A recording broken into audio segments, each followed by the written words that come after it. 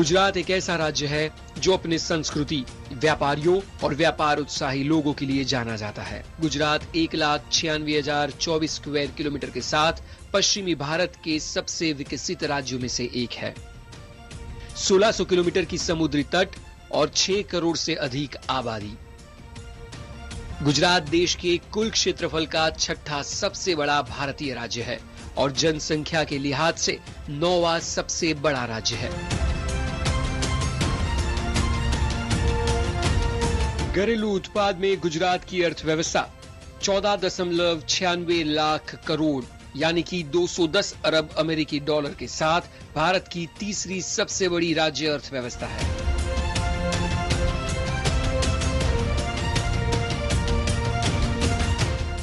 राज्य में प्राचीन सिंधु घाटी सभ्यता जैसे लोथल, धोलावीरा और गोलाढोरो की कुछ साइटें हैं। माना जाता है कि लोथल दुनिया के पहले बंदरगाहों में से एक था। गुजरात के तटीय शहरों, मुख्य रूप से भरूच और खंभात, मौर्य और गुप्ता साम्राज्यों में बंदरगाहों और व्यापार केंद्रों के रूप में कार्यरत थे।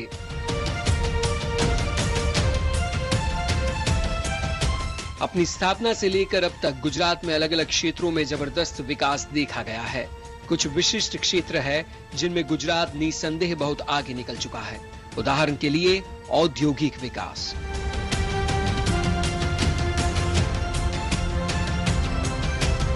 भारत के सबसे औद्योगिकृत राज्यों में से एक गुजरात में मुख्य रूप से सामान्य और इलेक्ट्रिकल इंजीनियरिंग और कपड़ा, वनस्पति तेल, रसायन, सोडा राख और सीमेंट का निर्माण होता है।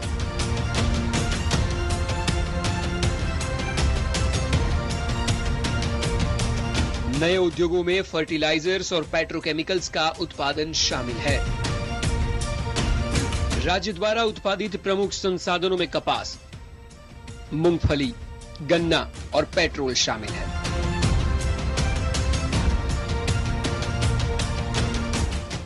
गुजरात भारत की सोडा ऐश की कुल जरूरत का 91% और नमक की कुल जरूरत का 66% उत्पादन करता है।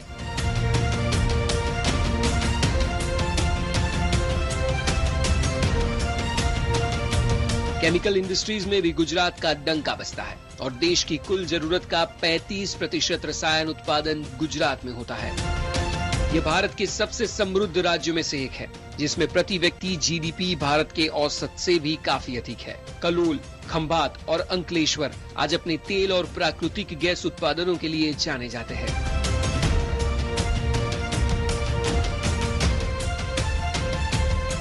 भावनगर के 50 किलोमीटर दक्षिण पूर्व खंभात की खाड़ी पर भी दुनिया का सबसे बड़ा अलंग शिप रिसाइकलिंग यार्ड है।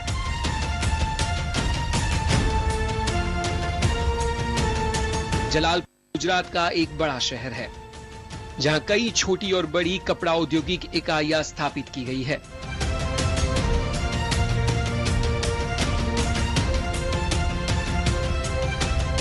खंभात की खाड़ी से सटा शहर सूरत वैश्विक हीरा व्यापार का केंद्र है। गुजरात संसाधित हीरे का दुनिया का सबसे बड़ा उत्पादक है, जो दुनिया के संसाधित हीरे में 72% और हीरे के निर्यात में 80% की भागीदारी रखता है।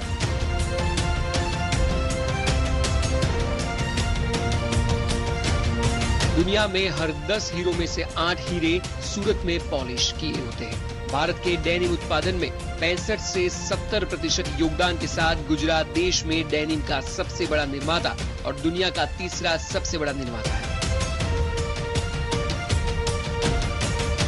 गुजरात में 42 बंदरगाह, 18 घरेलू हवाई अड्डे और 2 अंतर्राष्ट्रीय हवाई अड्डे हैं। 106 उत्पाद क्लस्टर और 60 अधिसूचित विशेष आर्थिक क्षेत्र यानी कि एसईजे शामिल है। 90 अरब अमेरिकी डॉलर के दिल्ली मुंबई औद्योगिक कॉरिडोर के अंतर्गत गुजरात में बड़े पैमाने पर निवेश की उम्मीद है। गुजरात में कुल 74 एसईजी है। इनमें 19 परिचालन एसईजी, 28 औपचारिक अनुमोदित एसईजी, 24 अधिसूचित एसईजी है। औद्योगिक नीति और संवर्धन विभाग के अनुसार गुजरात में अप्रैल 2000 से जून 2018 तक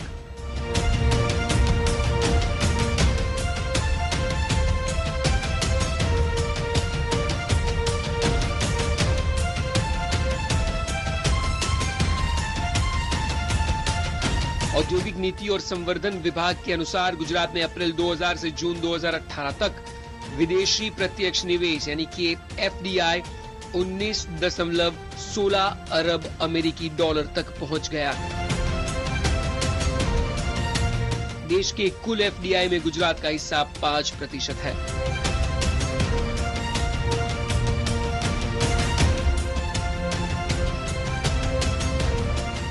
उन्नीस 1960 से 90 की अवधि के दौरान गुजरात ने खुद को कपड़ा, इंजीनियरिंग, रसायन, पेट्रोकेमिकल्स, दवाओं और फार्मास्यूटिकल्स, डेयरी, सीमेंट और रत्न और आभूषण समेत विभिन्न औद्योगिक क्षेत्रों में एक लीडर के रूप में स्थापित किया। उदारीकरण के बाद 1994 से 2002 तक गुजरात के राज्य घरेलू उत्पादन ने प्रतिवर्ष 14% की औसत वृद्धि दर बनाए रखी।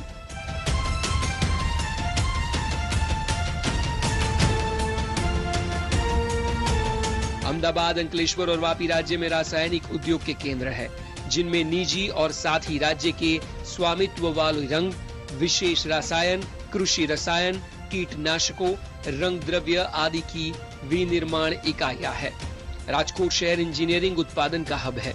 साथ ही ये ऑटो कंपनियां, auto engine, CNG machine, forging और कास्टिंग पार्ट्स इत्यादि बनाने वाली कई कंपनियां हैं।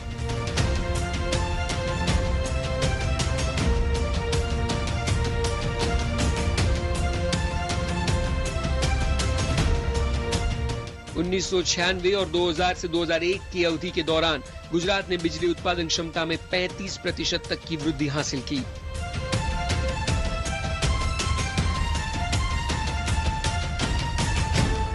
GNFC, GSPC, GSFC, GMDC जैसी राज्य ऑपरेटिंग कंपनियां राज्य की प्रमुख कंपनियों में से कुछ है।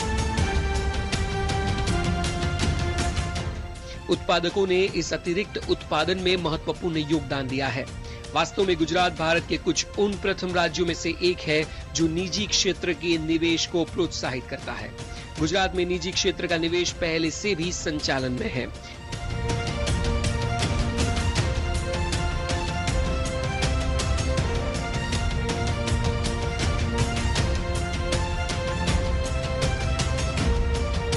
दहेज से तरल कार्गो हैंडलिंग बंदरगाह भी संयुक्त क्षेत्र में स्थापित किया गया है और परिचालन किया जाता है। वर्ष 2003 से वाइब्रेंट गुजरात नाम से वैश्विक निवेशक सम्मेलन का प्रारंभ हुआ, जिसका उद्देश्य था व्यवसाय के अवसर को बढ़ाना। 2017 में विभिन्न औद्योगिक इकाई के कुल 25,578 के मेमोरेंडम ऑफ अंडरस्टैंडिंग साइन हुए। उसमें से 18,533 MSME, 5,908 लार्ज स्केल, 1,007 रणनीतिक और तकनीकी भागीदारी क्षेत्र के थे।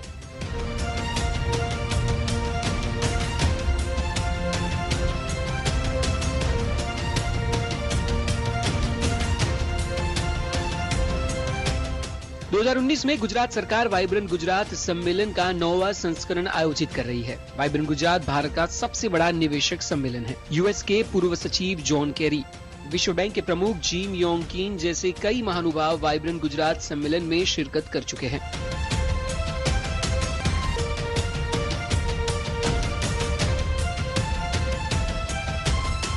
गुजरात भारत में तंबाकू, कपास और मूंगफली का मुख्य उत्पादक है। चावल, गेहूं, ज्वार, बाजरा, अरहर उत्पादित अन्य प्रमुख फसलें हैं। गुजरात की अपनी कृषि अर्थव्यवस्था है।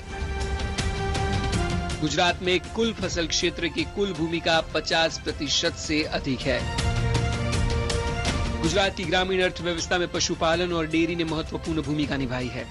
डेयरी फार्मिंग मुख्य रूप से दूध उत्पादन से संबंधित है और एक सहकारी आधार पर कार्य करती है और इसमें 10 लाख से अधिक सदस्य हैं। गुजरात भारत में दूध का सबसे बड़ा प्रोसेसर है। अमूल दूध सहकारी संघ के उत्पादकों को पूरे भारत में जाना जाता है और यह एशिया का सबसे बड़ा डेयरी उद्योग है। पशुधन जनगणना 1997 के परिणामों के अनुसार गुजरात राज्य में 209.70 लाख पशुधन है।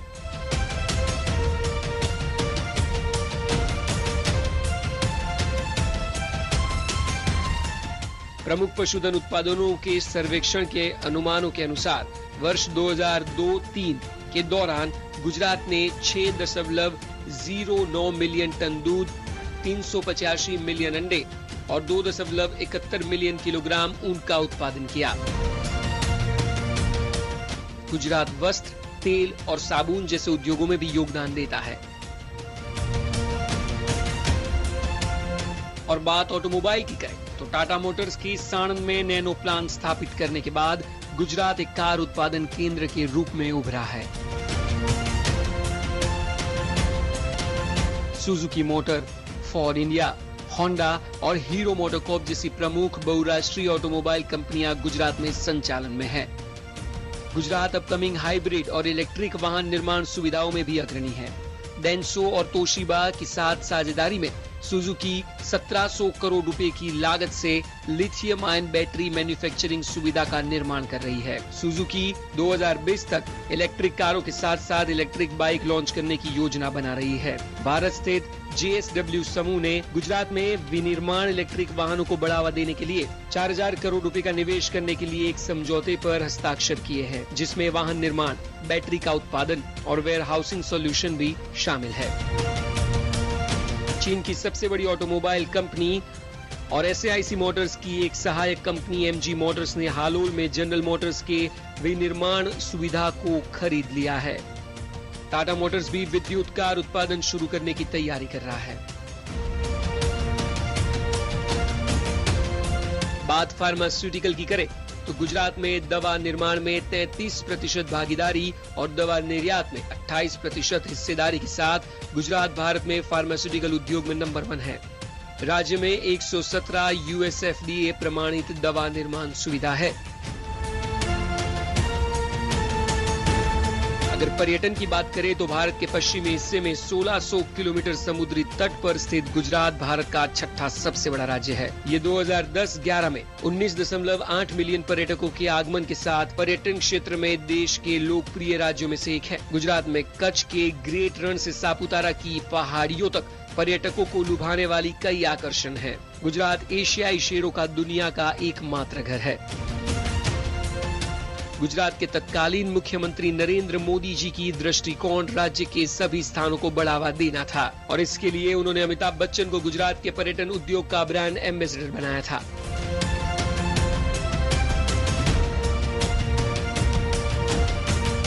Come, breathe in a bit of Gujarat.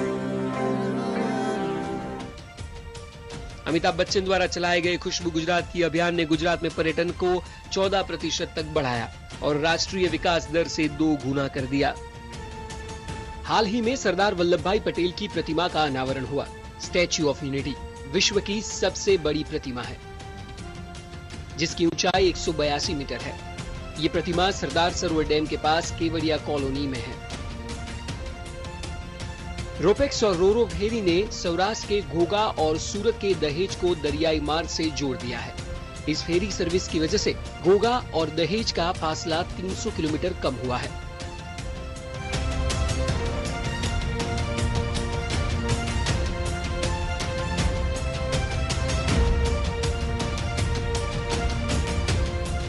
Gujarat में कई भारतीय और वैश्विक कंपनियां हैं और इस क्षेत्र में पिछले दशक में जीडीपी वृद्धि में 2 अंकों की वृद्धि देखी गई है। गुजरात को भारत का विकास इंजन भी कहा जाता है।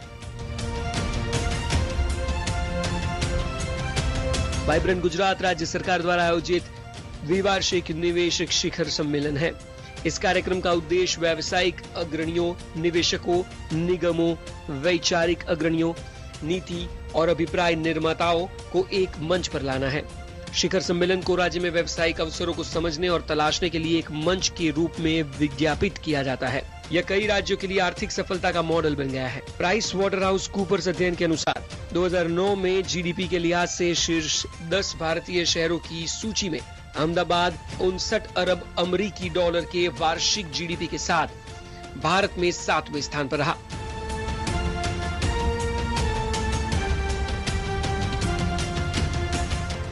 Gujarat international finance tech city Gujarat में एक निर्माणाधीन शहर है। ये टेक सिटी अहमदाबाद के 12 किलोमीटर उत्तर में साबरमती नदी के बगल में और राज्य की राजनीतिक राजधानी गांधीनगर के 8 किलोमीटर दक्षिण में स्थापित हो रही है। ये 1350 हेक्टेयर भूमि पर बनाया जाएगा। इसका मुख्य उद्देश्य उच्च गुणवत्ता वाले भौतिक आधारभूत ढांचा प्रदान करना है।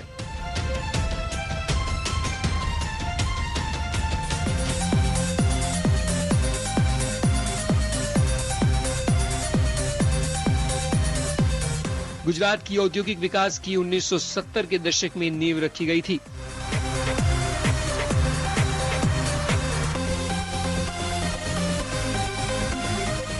राज्य सरकार ने उस समय 2 लाख से अधिक उद्यमी पहलों को सहयोग देने एक महत्वपूर्ण भूमिका निभाई थी, जिनमें से जाइडस कैडिला, निरमा, एशियन पेंट्स और टोरेंट जैसे कई बड़े नाम हैं। गुजरात सरकार ने हमेशा विभिन्न नीतियों के साथ आगे बढ़ने और इसे कार्यान्वित करने में ध्यान केंद्रित किया। इनमें गारमेंट एंड अपैरल पॉलिसी 2017 भी है, जिसके जरिए राज्य में 1 लाख नौकरियां क्रिएट की गई।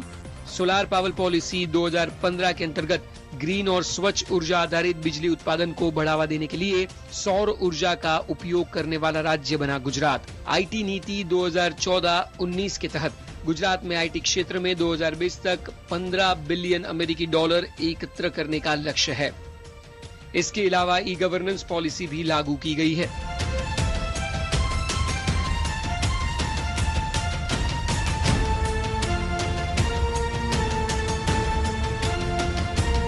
गुजरात को वैश्विक विनिर्माण केंद्र के रूप में विकसित करने के लिए गुजरात नई औद्योगिक नीति 2015 के तहत सरकार जापान सरकार के सहयोग से अहमदाबाद से मुंबई तक हाई स्पीड रेल यात्री कॉरिडोर विकसित कर रही है। राज्य ने 2015-2021 से उद्योगों के लिए 2015 की नई औद्योगिक नीति के अनुसार एक प्रोत्साहन कार्यक्रम की घोषणा की है। इस योजना का उद्देश्य विनिर्माण क्षेत्र में और अधिक रोजगार के अवसरों को आकर्षित करना है। गुजरात और उसके विकास की चर्चा करते समय कुछ प्रमुख क्षेत्रों पर ध्यान दिया जाना चाहिए। 2016-17 के दौरान राज्य में 218 कृषि उत्पादन बाजार समितियां स्थापित की गई और राज्य में 218 मुख्य यार्ड और 182 सब मार्केट यार्ड कार्यरत है। सितंबर 2018 तक 48 कृषि उत्पादन बाजार समितियां राष्ट्रीय कृषि बाजार से जुड़ चुकी थी। राज्य सरकार ने राज्य की कपड़ा इकाइयों में पर्यावरण अनुकूल प्रसंस्करण मानकों को सुविधाजनक बनाने के लिए ब्राउन और ग्रीन फील्ड परियोजनाओं की स्थापना की योजना की घोषणा की है।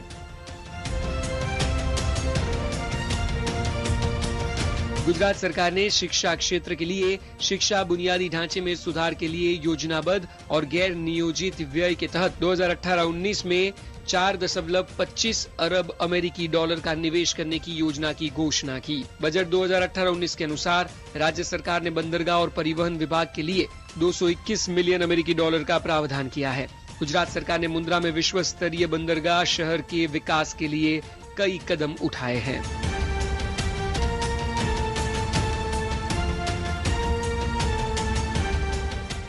बंदरगाह में प्रतिवर्ष 200 मिलियन टन से अधिक कार्गो हैंडलिंग क्षमता है। 2017-18 के दौरान कंडला बंदरगाह ने प्रमुख बंदरगाहों में अधिकतम माल का संचालन किया, जो लगभग 90.99 मिलियन टन था। अप्रैल-अगस्त 2018 के दौरान इसने अधिकतम 48.90 मिलियन टन कार्गो का संचालन किया है। गुजरात की ऑनगोइंग परियोजनाओं में सर्वाधिक विश्वसनीय परियोजना है धोलेरा SIR परियोजना। धोलेरा स्पेशल इन्वेस्टमेंट रीजन एक ग्रीनफील्ड औद्योगिक शहर है जो अहमदाबाद से लगभग 100 किलोमीटर दक्षिण पश्चिम में स्थित है। धोलेरा लगभग 920 वर्ग किलोमीटर के क्षेत्र में फैला हुआ है और इसमें से 422 वर्ग किलोमीटर विकसित क्षेत्र है जो अलग अलग फेज में तैयार किए जाएंगे। यह रणनीतिक रूप से अहमदाबाद, वडोदरा, राजकोट और भावनगर के औद्योगिक शहरों के बीच स्थित है। धोलेरा का तत्काल शहर विकास क्षेत्र लगभग 5600 एकड़ है जो 2019 तक परिचालित होने की उम्मीद है। उम्मीद की गई है कि धोलेरा उत्कृष्ट आधारभूत संरचना के साथ एक विश्व स्तरीय शहर बनेगा। इसका अपना निरंतर इकोसिस्टम होगा। धोलेरा उद्योग मुख्य आर्थिक चालक के रूप में स्थापित होगा। धोलेरा विनिर्माण इकाइयों की स्थापना के अवसर प्रदान करेगा, जबकि काम करने, रहने, सीखने और खेलने के लिए अनुकूल माहौल प्रदान करने का भी लक्ष्य रखा गया है। धोलेरा SIR भारत के भविष्य के शहरों के लिए एक आदर्श मॉडल बनेगा। सबका साथ सबका विकास के नारे के साथ युवाओं के नेतृत्व में विकास के लिए प्रतिबद्ध पूर्व मुख्यमंत्री और वर्तमान प्रधानमंत्री नरेंद्र मोदी जी ने युवाओं के बीच कौशल विकास को बढ़ाने के लिए कई महत्वपूर्ण प्रयास किए। प्रौद्योगिकी के साथ कौशल विकास कार्यक्रमों को एकीकृत करने के लिए अधिक ITI बनाने, पाठ्यक्रम और बुनियादी ढांचे को अपग्रेड करने के साथ गुजरात के युवाओं के बीच कौशल विकास के क्षेत्र में कई रिकॉर्ड कदम उठाए गए।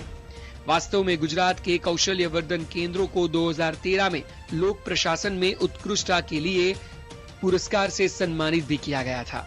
वर्षों से गुजरात ने केंद्र सरकार, अंतर्राष्ट्रीय निकाय, प्रतिष्ठित थिंक टैंक और संयुक्त राष्ट्र से कई पुरस्कार जीते हैं। इन सभी चीजों की वजह से और सरकार के निरंतर प्रयासों की वजह से गुजरात का ग्रोथ ऐसे ही बढ़ता रहेगा, विश्लेषकों का भी यही मानना है।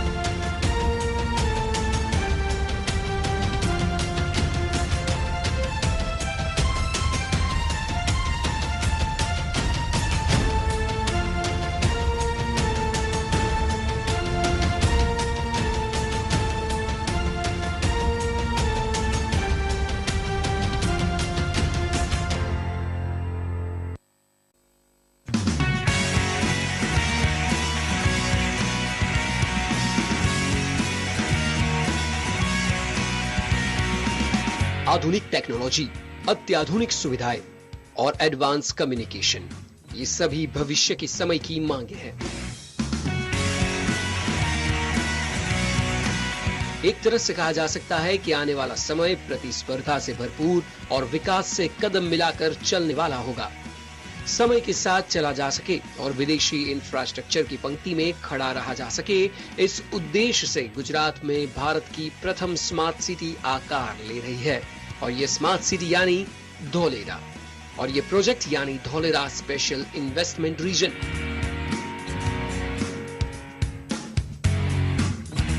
इस प्रोजेक्ट को दिल्ली मुंबई औद्योगिक कॉरिडोर DMIC के तहत तैयार किया जा रहा है।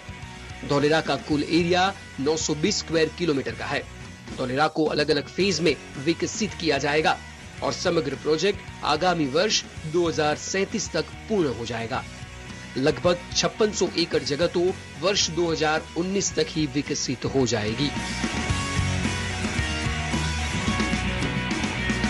That initially we had a total area of 920 square kilometer which can be developed, out of which about 600 square kilometer of area is developable area. It was decided to work on this area to develop as an industrial hub and the latest industrial hub with latest state-of-the-art infrastructure. Under the auspices of DMIC and the DIPP, the project took shape. It was decided, and the central government and the state government were both proactive to this project.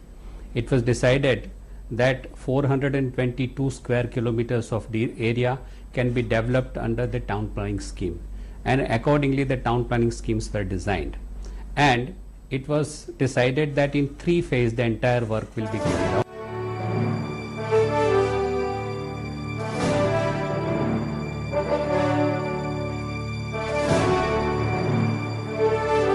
वर्ष 2007 में गुजरात के तत्कालीन मुख्यमंत्री और वर्तमान प्रधानमंत्री नरेंद्र मोदी ने एक सपना देखा था, और यह सपना था एक ऐसे शहर का जिस पर न केवल गुजरात परंतु पूरा भारतवर्ष गौरव ले सके, और वह भी ऐसी जमीन पर जो कृषि योग्य नहीं बल्कि एक बंजर जमीन है।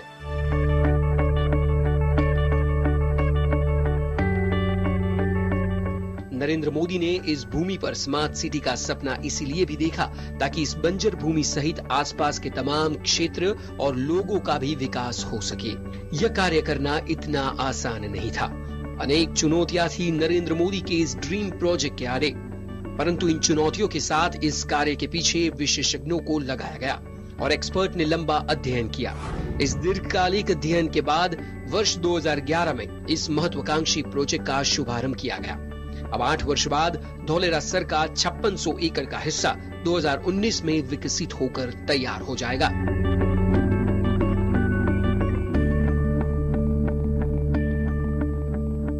जब माननीय मोदी जी 2009 में गुजरात राज्य के मुख्यमंत्री थे, तब उन्होंने एक सपना देखा था कि भारत की बदलती हुई जो जरूरियात है उसके लिए एक नए वर्ल्ड क्लास शहर का निर्माण होना चाहिए, जो नई पीढ़ी की महत्वाकांक्षाओं को पूर्ण कर सके।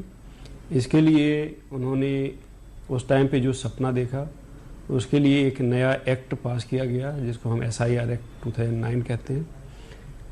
इस एक्ट के द्वारा जो कानूनी ढांचा तैयार किया गया, उसके तहत धुलेरा शहर की प्लानिंग शुरू हुई 2009 से।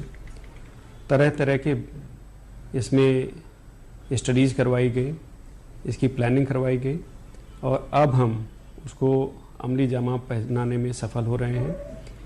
आज की तारीख में धुलेरा में करीब 3000 करोड़ के इंफ्रास्ट्रक्चर डेवलपमेंट के काम चल रहे हैं और ये शहर अब एक स्वरूप ले रहा है।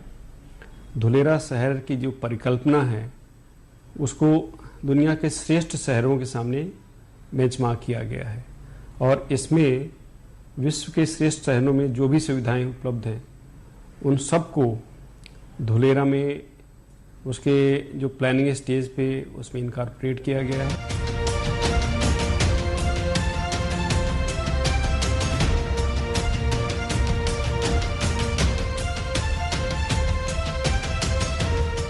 बात यदि धौलेरा और उसके आसपास के क्षेत्र की जाए तो समुद्री क्षेत्र तो इसका एडवांटेज है। इसके अलावा यदि राज्य के मुख्य शहरों के साथ कनेक्टिविटी की बात करें तो ये गुजरात की आर्थिक राजधानी अहमदाबाद से महज 100 किलोमीटर और भावनगर से केवल 50 किलोमीटर की दूरी पर स्थित है।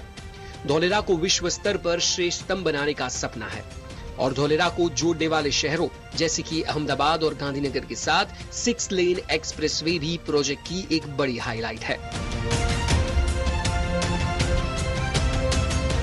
एक ऐसा शहर जहां सपनों को मिलेंगे पंख और नए अवसर, एक ऐसा शहर जहां बिजनेस करने की संभावनाएं सबसे अधिक है, एक ऐसा शहर जहां कोई भी इंडस्ट्री अत्यंत अल्पावधि में सेटअप लगाकर व्यापार धंधे की शुरुआत आसानी से कर सकती है।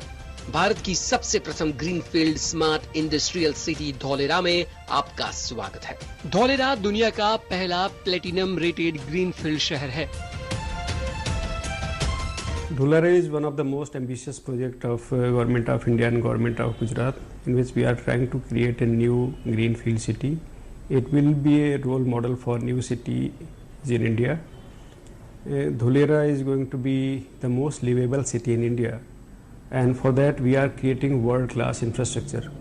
When we say world-class, it's truly world-class because our consultants have done the benchmarking against the best in the world. And the kind of infrastructure that we are creating in Dholera will exceed those benchmarks and will be better than what is in other cities. Many of the cities have superiority in one aspect of infrastructure. For example, London is very good in use of ICT, but our consultants have studied different models and they have found that London and Singapore are very good in use of ICT for citywide applications. Dholera is designed to exceed the best in the world.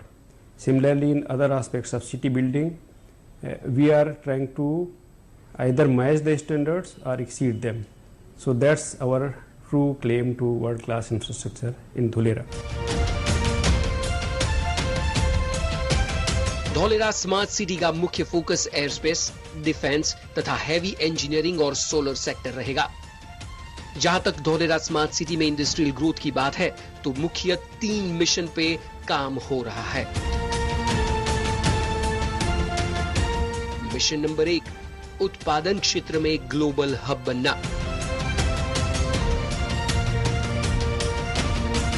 Mission number 2, व्यापार व्यवसाय करने की सरलता को promote करना, जो अत्यंत महत्वपूर्ण पहलू है। इसमें प्लान के अनुसार सिंगल विंडो सिस्टम होगा, सिंगल विंडो सिस्टम G2B अर्थात गवर्नमेंट टू बिजनेस होने के कारण अलग अलग जगह पर अनुमति नहीं लेनी पड़ेगी। इस सुविधा के चलते व्यापार करने के अवसर भी बड़े पैमाने पर रहेंगे और बिजनेस करने में आसानी होने के साथ साथ ही समय की भी बचत होगी। यदि ईज ऑफ डूइंग बिजनेस के उद्देश्य को हासिल करना है तो सिंगल विंडो सिस्टम समय की मांग है और इसीलिए धोलेरा स्मार्ट सिटी में होगी इंडस्ट्री के मुताबिक लाइसेंस की सूची, प्रत्येक व्यापार के लिए सिंगल पॉइंट ऑफ कांटेक्ट तथा प्री फिक्स्ड टाइम में व्यापार की मान्यता तथा अनुमति।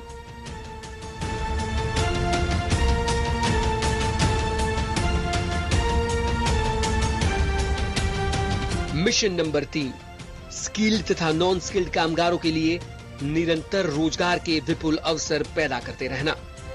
इन तीनों मिशनों के साथ इंडस्ट्रियल ग्रोथ हासिल किया जा सकता है।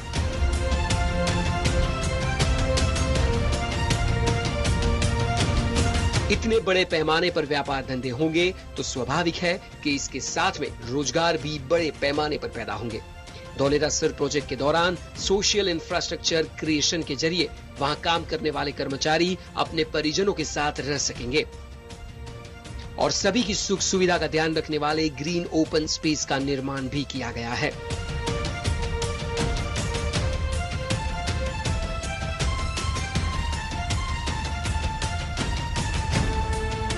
घूमने फिरने तथा बच्चों के खेलने के लिए बाग बगीचे उद्यान, बच्चों और बड़ों के खेलने के लिए स्पोर्ट्स जोन, ये तमाम सुविधाएं उपलब्ध होगी। धोलेरा वहां काम करने वाले लोगों और उनके परिजनों के लिए लीव, वर्क, प्ले का उत्तम उदाहरण बनेगा। जीवन जरूरी चीजें भी आसानी से उपलब्ध हो, इसके लिए ड्रीम सिटी में विशेष व्यवस्था की जाएगी। ड्रीम सिटी में किसान अपने उत्पादनों की बिक्री कर सके, इसके लिए एक विशाल बाजार होगा।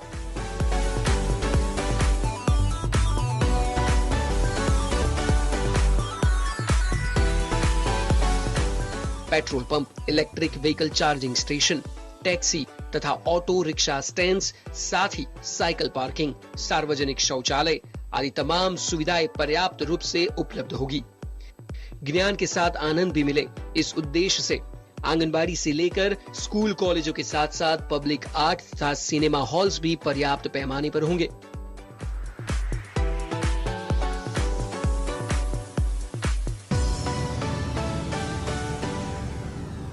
First of all, the way we approached Dholera, we did an international benchmarking.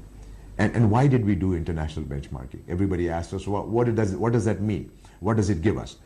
We are calling Dholera the world's first platinum rated city at the best world-class standards. Now, you have to define what every term means. Otherwise, how do you convince your audience? So platinum is easily defined because the Indian Green Building Council has awarded us a platinum certificate after they have reviewed our design. So we have gone through that process and we are completely certified as a platinum. So it's not a self-serving statement. But when it comes to world class, how do you say I'm world class? I have to prove it. So what we did is we did international benchmarking for every single utility. A utility is water, wastewater, storm drain, traffic, design of road systems, ICT, power systems. So these are all individual utility items. We did an international benchmarking, and after the international benchmarking, we took the best performing utilities and then designed Dholera to beat that standard. Dholera की greenfield smart industrial city एकमात्र ऐसी city होगी जहां ICT अर्थात information and communication technology से less infrastructure होगा। Ultra mega और mega industries के लिए बड़े पैमाने पर जमीन की उपलब्धि होगी। ग्रीन कवर्ड क्षेत्र बड़े पैमाने पर होगा, यानी एक ऐसा शहर जहां हरियाली होगी। इस प्रकार धोलेरा स्मार्ट सिटी में प्रदूषण न हो, इस प्रकार का संपूर्ण आयोजन किया गया है। धोलेरा की प्लानिंग में multipurpose corridor, bicycle tracks, service roads, footpath जैसी तमाम बातों का सुरक्षा के साथ जोड़कर सुविधा के रूप में विकसित किया गया है। सुरक्षा व्यवस्था के तहत तमाम जगहों पर सीसीटीवी कैमरे लगाए गए हैं और कहीं भी हैवी ट्रैफिक की स्थिति पैदा हो तो इसके लिए ट्रैफिक मैनेजमेंट सिस्टम की भी व्यवस्था की जा रही है।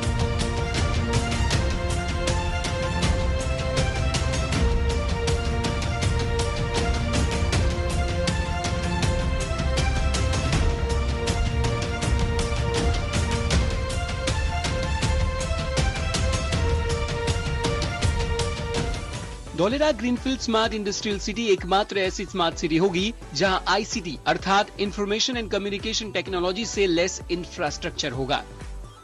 धौलेरा स्मार्ट सिटी एक सपनों का शहर होगा। यहाँ तमाम प्रकार की सुविधाएं होंगी, ऐसी सुविधाएं जो सामान्यतः यूरोप तथा अमेरिका के बिजनेस फ्रेंडली शहरों में देखने को मिलती है।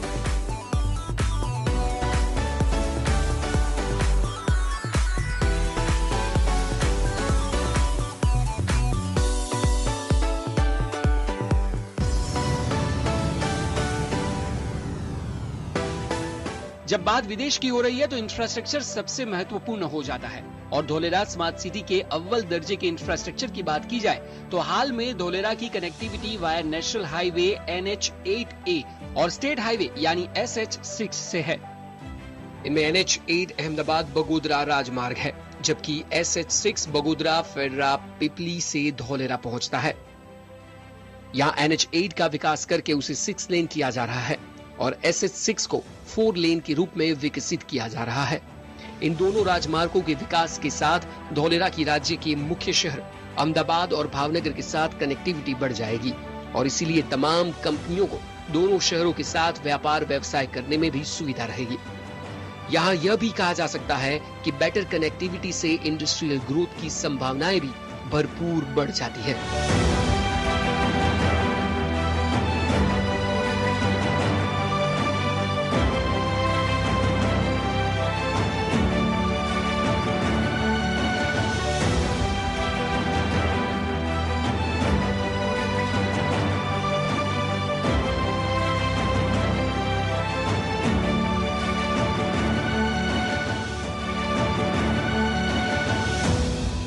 किसी भी स्मार्ट सिटी को विदेश के साथ जोड़ना अत्यंत आवश्यक है। धौलेरा स्मार्ट सिटी में होगा धौलेरा इंटरनेशनल एयरपोर्ट। यह ग्रीनफील्ड एयरपोर्ट पिपली के निकट धौलेरा सर प्रोजेक्ट की तरफ होगा और इस एयरपोर्ट के लिए आवश्यक तमाम अनुमतियां ली जा चुकी हैं। एयरपोर्ट के कारण विदेश से आवागमन करने वाले तमाम बिजनेसमैन तथा सामान्य लोगों के लिए धौलेरा में उपलब्ध इंटरनेशनल एयरपोर्ट कनेक्टिविटी की दृष्टि से सबसे महत्वपूर्ण परिबल साबित होगा। धौलेरा सिटी के विकास के लिए विश्व स्तरीय ढांचा यानी इंफ्रास्ट्रक्चर तैयार किया गया है। वर्ल्ड क्लास गुणवत्ता से युक्त सड़कें, अन्य आवश्यक सेवाएं जैसे कि water supply network, gutter line network, storm water drainage network, इन तमाम सेवाओं में विश्व स्तरीय योजनाएं तथा उनके अनुकरण की अनुपम व्यवस्था की गई है। संपूर्ण सिस्टम की कार्यक्षमता बढ़ाने के लिए 8 पावर वितरण तथा इंफॉर्मेशन एंड कम्युनिकेशन टेक्नोलॉजी का अनुकरण किया जा रहा है। विशेषकर रिन्यूएबल एनर्जी के उपयोग के लिए 5 गीगावाट सोलर पावर प्लांट को भी विकसित किया जाएगा। एक अनुमान के अनुसार वर्ष 2022 तक इसे डेवलप कर लिया जाएगा और इसके अंतर्गत 1000 मेगावाट के लिए टेंडर की प्रक्रिया इस वर्ष के अंत तक पूर्ण हो जाएगी। फिजिकल ग्रीन कवर भी धौलेरा को सस्टेनेबल सिटी बनाने में सबसे महत्वपूर्ण योगदान दे रहा है। इसके तहत 338 हेक्टेयर भूमि धौलेरा सर प्रोजेक्ट में आरक्षित रखी गई है, जहां अलग अलग पार्कों का आयोजन किया गया है। Regional park, community level park और नेबरहुड लेवल पार्क का संपूर्ण आयोजन किया गया है। धौलेरा में रहने वाले ग्रामीण क्षेत्र के लोगों को भी फायदा हो और उनकी जीवन शैली उच्चतम हो, इसके लिए भी उन्हें उत्तम अवसर दिया गया है। जैसे कि इस प्रोजेक्ट के अंतर्गत धौलेरा में रहने वाले तमाम लोगों से जमीन एकत्रीकरण का आयोजन किया गया है। यह भूमि अधिग्रहण नहीं बल्कि भूमि एकत्रीकरण है। टाउन प्लानिंग स्कीम के तहत हम लोग क्या करते हैं कि वहाँ के जो लैंड ओनर है उनके पास की 50% लैंड हम धौलेरा SR के नाम होती है और 50% लैंड सभी जो स्टेक होल्डर है यानी कि जो लैंड ओनर है उसके पास रहती है। तो उसमें सभी का फायदा होता है। लैंड ओनर अपनी जो बची हुई जमीन है उसमें किसी इंडस्ट्रीज को भी वो बेच सकता है या अपने आप कुछ इंडस्ट्रीज करना चाहे तो वो भी कर सकता है।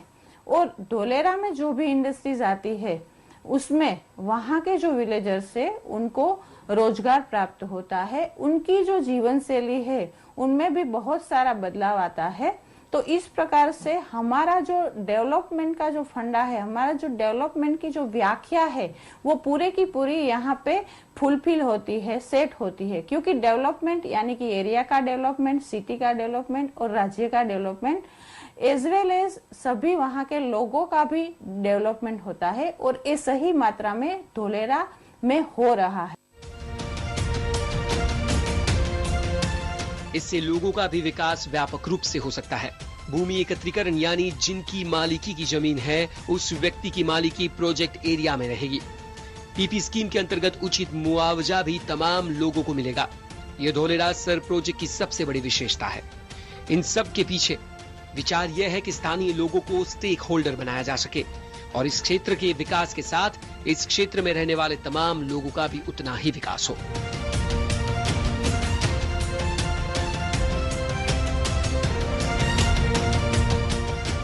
જે 2 થી 3 હજાર રૂપિયે વીઘો જમીન જતી હતી એ અત્યારે 3 લાખ સુધી એ જમીન પહોંચી અને છેલ્લે 12 લાખ સુધી જમીન આવી એટલે ખેડૂતને તો મૂળ બહુ જ ફાયદો થઈ ગયો।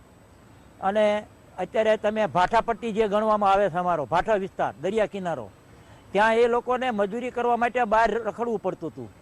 એના બદલે અત્યારે હાલમાં ત્યાં ઘેર ઘેર તમે જુઓ તો બાઇક અને 4 વ્હીલ તમને જોવા મળશે અને પ્રજા અત્યારે એનાથી આ લોકો થોડા ઘણા સુખી થયા છે। આજે ધોલેરા શહેર આવતા દરેક લોકોને ભણેલા તથા અભણ માણસોને બધાને પૂરતી મજૂરી મળી રહેશે અને અત્યારે બહુ શાંતિથી લોકો જીવન જીવે છે। બધાય એવી ગરીબીમાં જીવન જીવતા હતા એનાથી આ શહેર આવતા લોકોને મજૂરી પૂરેપૂરી મળી રહેશે। ભણેલા હોય તેને ઓફિસોમાં કામ મળી રહેશે, અભણ હોય એને મજૂરી મળી રહેશે અને અત્યારે લોકો એટલા શાંતિથી જીવન જીવે છે કે જે અમે ગરીબીમાં હતા એનાથી અત્યારે બહુ ઊંચો કક્ષામાં અત્યારે જીવન માણસ જીવે છે અને બહુ શાંતિનું વાતાવરણ છે અત્યારે। અને અત્યારે આ ધોલેરા શહેર જે વર્લ્ડમાં 1 નંબરનું સિટી બનવા જઈ રહ્યું છે એમાં અમે બહુ ખુશ છીએ અને બધા લોકોને અમને ખરેખરી આનંદ છે। ये तमाम चीजें बहुत ही बड़े पैमाने पर हो रही है। हजारों करोड़ के प्रोजेक्ट को मॉनिटर करने के लिए भी सिस्टम बनाया गया है।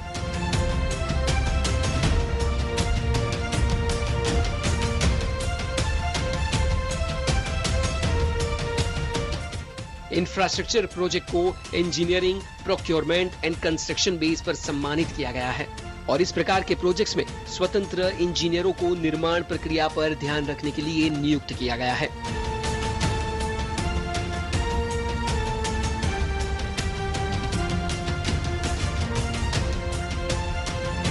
जबकि समग्र शहर की मॉनिटरिंग के लिए प्रोग्राम मैनेजर की नियुक्ति की जाती है। इसके चलते काम के विकास को भली भांति समझा जा सकता है। इसके अलावा धौलेरा में सड़क, मार्ग, सेवाएं और तमाम फैसिलिटीज का विशेषज्ञों की टीम द्वारा डे टू डे बहुत ही बारीकी से निरीक्षण किया जाता है। प्रोग्रेस को लेकर तमाम बातों की प्रतिमाह एक बार समीक्षा भी की जाती है और बोर्ड को निर्माण तथा ग्रोथ से जुड़ी तमाम जानकारियां प्रदान की जाती है। क्योंकि यह प्रधानमंत्री नरेंद्र मोदी का ड्रीम प्रोजेक्ट है, यानी प्रधानमंत्री प्रगति मीटिंग के चेयरमैन के रूप में धौलेरा सिटी की तमाम जानकारियां प्राप्त करते हैं।